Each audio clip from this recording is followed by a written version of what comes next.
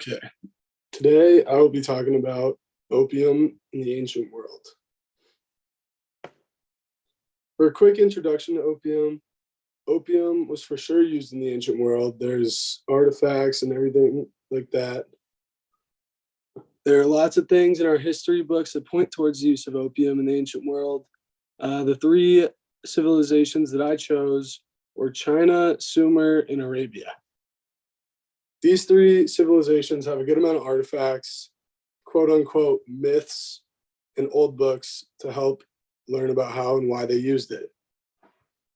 First off, opium started off being used in ancient Chinese medicine until it later on was used for luxury.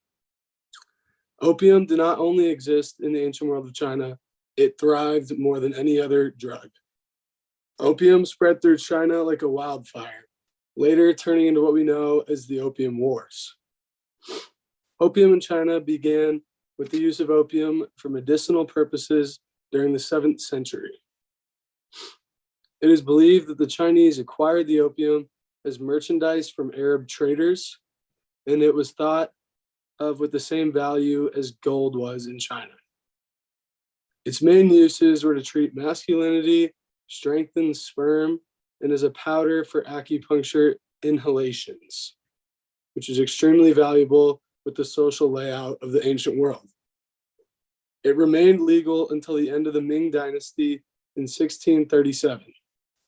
Later on, China decided to crack down on the use of opium for any purpose, as depicted in the burning of opium at Human, which was a painting, and people were not too happy about this.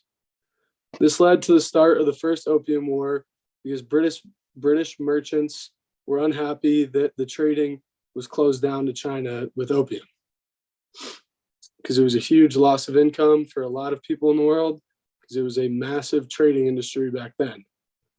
As the war went on, China was losing, causing them to go into negotiations with Britain, leading to the trade of opium being reopened in the 1842 Treaty of Nanking. The Opium Wars were a massive part of the history of opium, stated by Captain Robert Bennett Forbes, an opium trader, stated that there was tons of opium aboard on some of his trips, leading us to believe it was probably the biggest opium smuggling ever. Here are the pictures about the Opium Wars.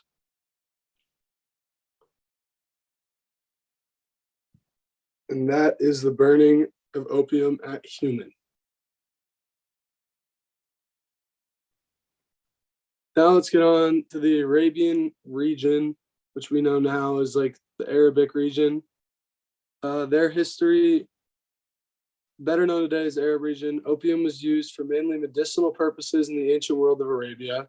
One of the main ways they used it was an anesthetic sponge, which was a sponge-like object that had all types of narcotics crushed up in it and on it. The patient would sniff the sponge and usually fall right to sleep, which opium had a big part in. Ibn al-Kaf, who is known as one of the first doctors of Arabia, stated in his journal Al-Umda that there are two different types of pain relief, the first being true pain relief and the second being untrue pain relief, which was pain going away because of narcotics, meaning that that relief was fake. It's believed that opium was also used by ingestion in rectal suppositories. There isn't much that has been proven besides that it was used for medicinal purposes in ways that were described earlier on. One thing that is surprising is that Ibn al-Kaf wrote about how dangerous he thought opium was, with little to no information on what it actually was. And here's his journal. Lastly, I picked Sumer/Mesopotamia area. The earliest use of opium is believed to be in the Sumer area of ancient Mesopotamia, which is now known as various parts of the Middle East. Sumerians were believed to cultivate poppies and isolated opium from their seed capsules at the end of the 3rd millennium. Opium was known as gil meaning joy, and the poppy was known as hulgil, the joy plant. This leads people who study this to believe that they didn't use it as much for medicinal purposes, they did recreational, because they were all probably very joyful and happy using it. Opium is also mentioned in Homer's The Odyssey.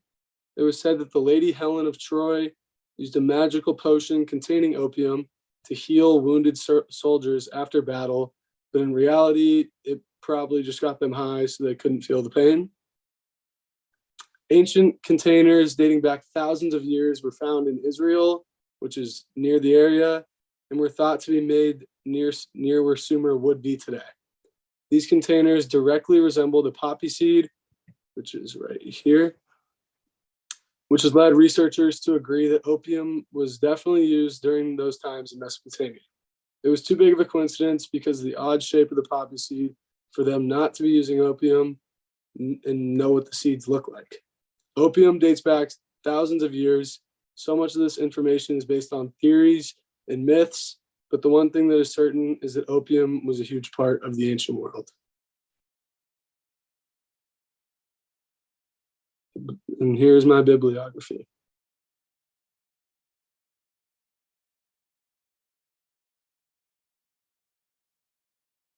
Thank you.